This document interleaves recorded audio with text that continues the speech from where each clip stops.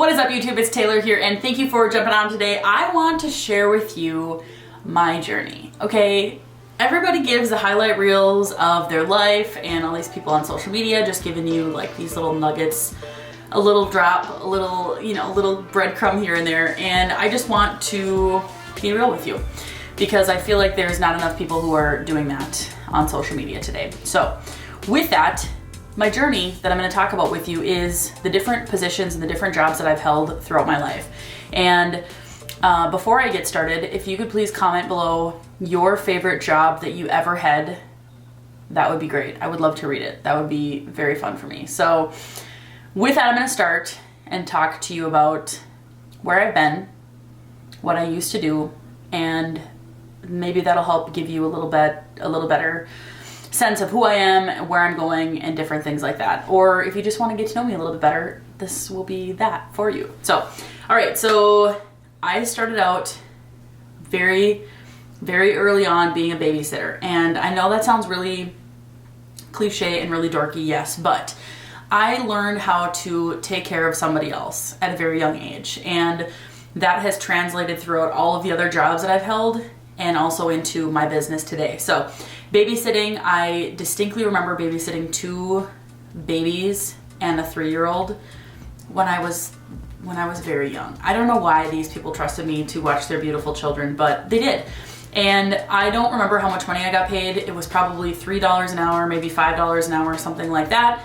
It was very small amount of money when I babysat. And I think I started babysitting at like maybe age 11, 12, something like that. They would come pick me up, I would work there, and then they'd drive me home and whatever. So that was my very first job. First job. I was paid under the table, I'm sure. The next job that I had, I was a server. So I helped serve for this restaurant. It also had events there and, like catering and things like that. So I would help set things out. I would help serve. I would help clean up. I would do all these things. And that job or that position helped me to become a really, really good people person early on. And one of those things that I learned is that if you're nice and fun and witty and just be yourself, people are going to tip you. And I'm like, oh my gosh, this is amazing. So I believe I had that job when I was 13. So just kind of a really fun way to get started in serving others in more of a public type of way like that really helped me to see those different talents that I had. Also, it was not super fun because I had to work these events. So like I would miss out on a lot of things. So it would be like I'd work till, 10, 11, something like that to like finish working, and I'd miss out on a lot of things that were, Friday, Saturday night. So, but whatever. I worked there for about a summer when I was younger. And it was fun, right? It was fun because I got to meet new people and talk to different people and try different food and stuff like that. So it was a pretty small operation. So it was just me and the owner of the catering company. So got to know her really well and honestly just watched somebody run a business. So my first real look at what entrepreneurship actually was. So that was a fun experience. Okay, my next job, I worked at the grocery store in my hometown. And I really I should start out by saying I really enjoyed all of these things that I did, and I wouldn't be who I am today without them.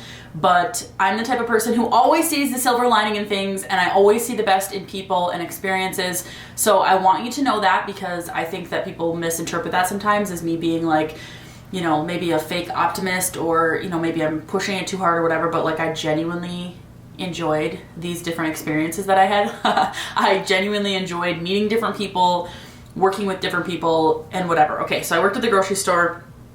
That was during the early parts of being in high school. So I don't know what I learned. I don't really remember that super well. I remember I got a discount on the food, so I would eat lunch there or whatever, and it would be cheaper than buying it full retail price. So not much of a memory on that one. But after that, I worked at Dairy Queen, which, I love that job. Very fun, fast-paced.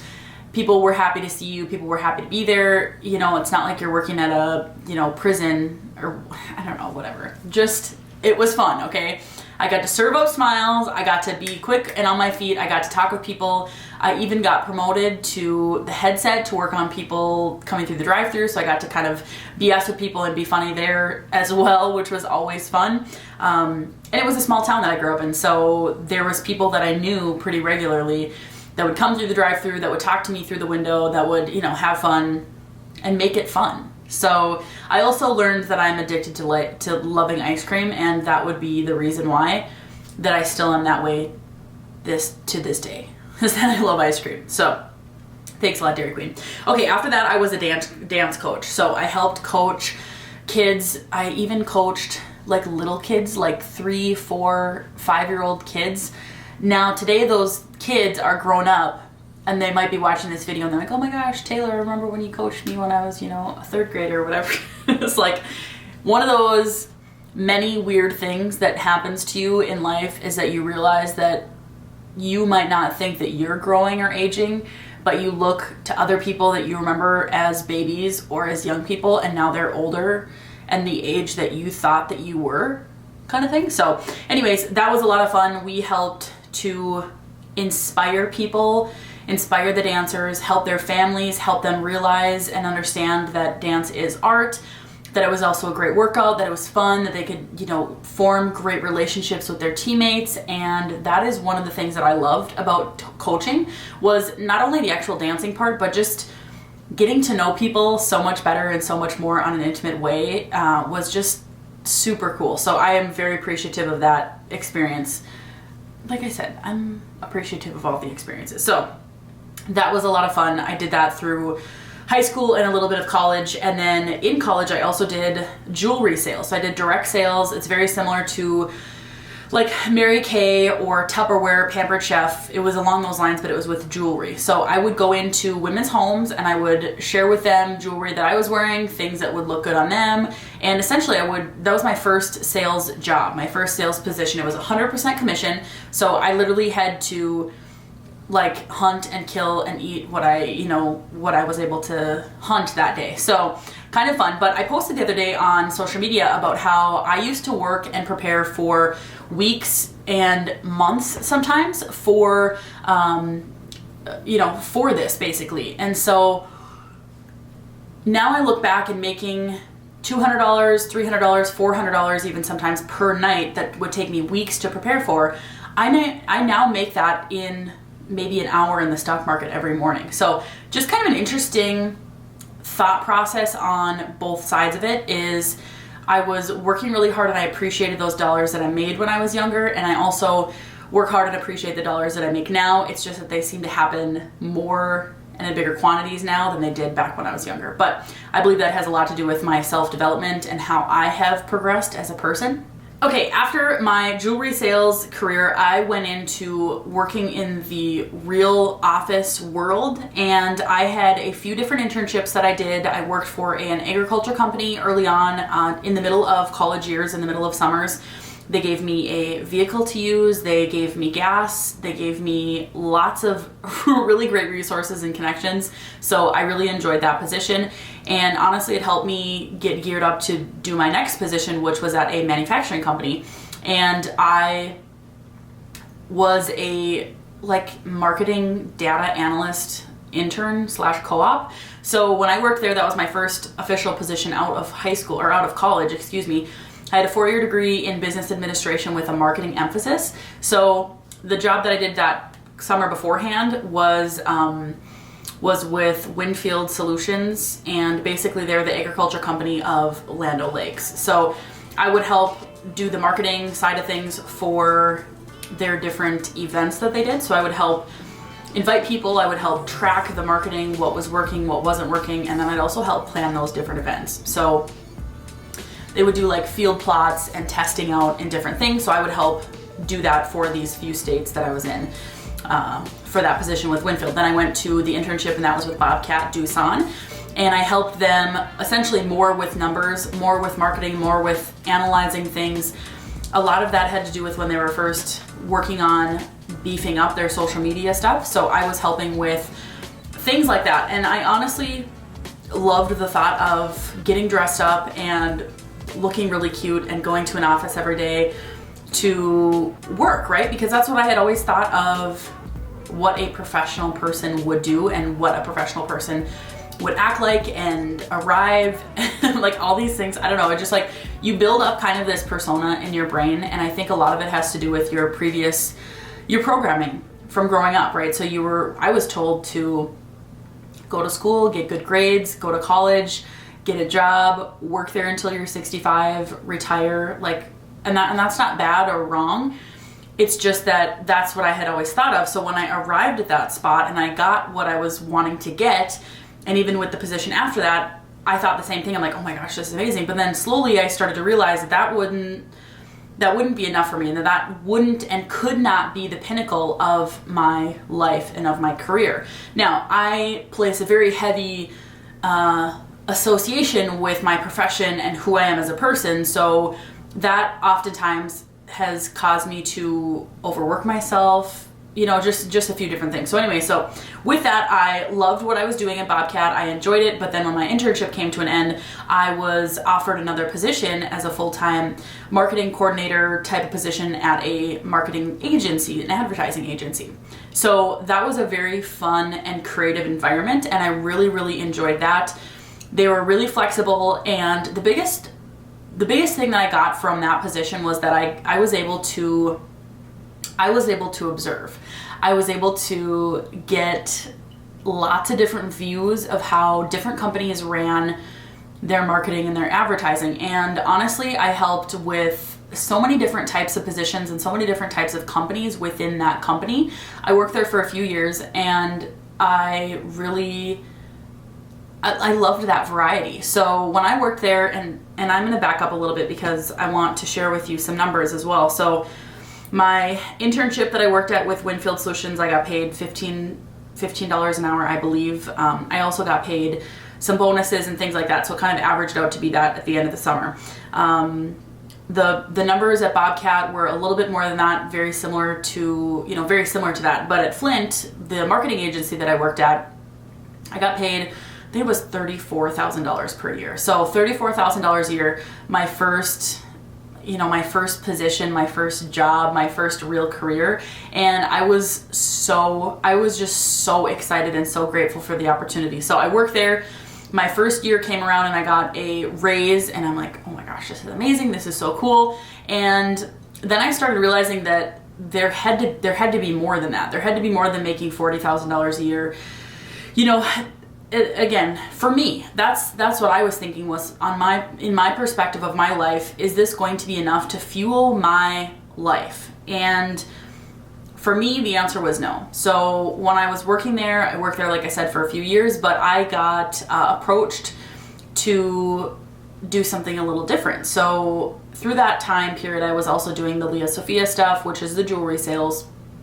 And I was presented an opportunity to become an advertising salesperson. So now, instead of me being a marketing person where I'd help companies with the strategy and putting things in place, but I also, I got the other side of it. So I would see the actual advertising. So I'd see the 30-second slots of time on TV that I would help fill that and sell those spaces of air. So totally different, even though they were kind of within the same realm, which is one of the reasons why I felt comfortable making the switch, because I knew that I already understood, kind of understood what that was in the marketing world. So I made the jump to the advertising sales. I got a base for the first few months of doing that. And I believe my first full year of being in advertising, I think I made $59,000 a year. Something like that. So that was my very first year of being in sales.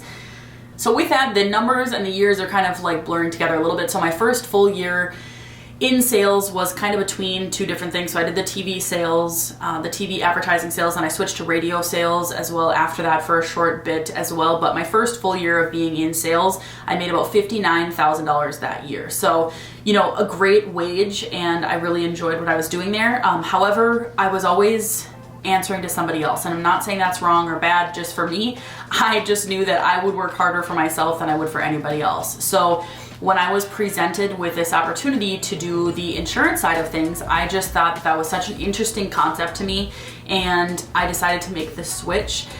So that I gave a very brief overview on many years of my life, and I want you to know that that's some of the things that happened during that time that I will never be able to give as many details as I possibly have, but to give you an idea of where I've been, those are the different things that I did. So that is, wow, that's crazy. That's a long time. That was like 10 years of stuff. Not quite 10 years, maybe 8 years worth of stuff. But so in 2017, I made the switch to do the insurance sales, and I started out with just being a representative for one carrier, for one company, and that was great. I learned a lot. I was left on my own a lot, and it basically helped me to realize that the small things that I did on a daily basis were super, super important, because now nobody was asking me where I was, nobody was asking me how many hours I put in, nobody asked me how many phone calls I made that week or how many appointments I set. And so it's kind of this really dangerous spot to be in if you don't have a good enough check-in system, right? Because I could have literally just not done anything for those days, for a week, for a month, and nobody would have cared, nobody would have asked me. But the huge problem that would have came about would be that I would lose money and I wouldn't be making any money. So, you know, I mean, double-edged sword. So I saw that and I'm like, okay, I don't want to do that. But I also saw that if I got really good at this and I got really excited and dialed into what I was doing, I could make really, really great money. So I dialed in and I got out there and I really wanted to be successful. And I wanted to be successful not only at what I was doing, but also just connecting with people and being a business person. And that sounds kind of dorky, but it really was one of the things that I wanted people to see me as professional. I wanted people to trust me. I wanted people to want to work with me. And so I became this person who was that. So I would study, I would learn, I would make those introductions of myself, I would put myself out there, I would go to these different events, I would get really uncomfortable by doing those things. And it helped me honestly to absolutely expand. And so in 2018, my very first year of ever making over $200,000 in 1 year, that was such an incredible year. So if you're out there right now and you're making $10 an hour, you're making $5 an hour, you're making $50 an hour, whatever, just know that it's 100% possible for you to do these things. And again, I think you know this by now, but I'm not doing this. I'm not telling you how much money I make and how much money I have made to be like a bragging person or to be boastful or anything like that. I'm just simply saying that I know that it's possible for you to do more than what you're doing right now. And it's possible for me to do more than what I'm doing right now as well. And so the proof is in the pudding. The proof is in the fact that there's no difference between the two of us. There's no difference between me and, you know, Jeff Bezos or you and Jeff. Like, it's just like everybody has the same thing. It's just how can you use your mind and your actions and your consistency to create systems and things that's going to help you be successful in life. So that's one of the things that I love about content creation, about making videos, and about sharing with you my journey, is that through this I can help more people reach what they want. And that's really what I want to do. You know, you've seen me, you've heard me talk about different things, but really that is the core reason why I'm doing this whole content creation thing. This is why I'm on social media, is to be able to show you and empower you that it is possible to create the freedom that you want. And if that freedom comes at making $75,000 a year, or if that freedom comes at making $35,000 a year or $350,000 a year, that number doesn't matter. What matters is your mindset and how you get there. So like I said, I've been building this insurance business throughout the last 5 years, and it has just been such a huge blessing to me and so many other people's lives as well. So that is my journey of the different jobs that I've held. They are crazy, right? They're just, I don't know, it's just fun, because without any of them, I wouldn't be where I am. And so I don't ever regret any of that or spending any time at certain places or whatever. It's just that what I have now is just so worth it, and it's so worth it for you to keep going too. And that's my message. That's what I wanted to share. So have a great day, and I'll see you on the next video very soon.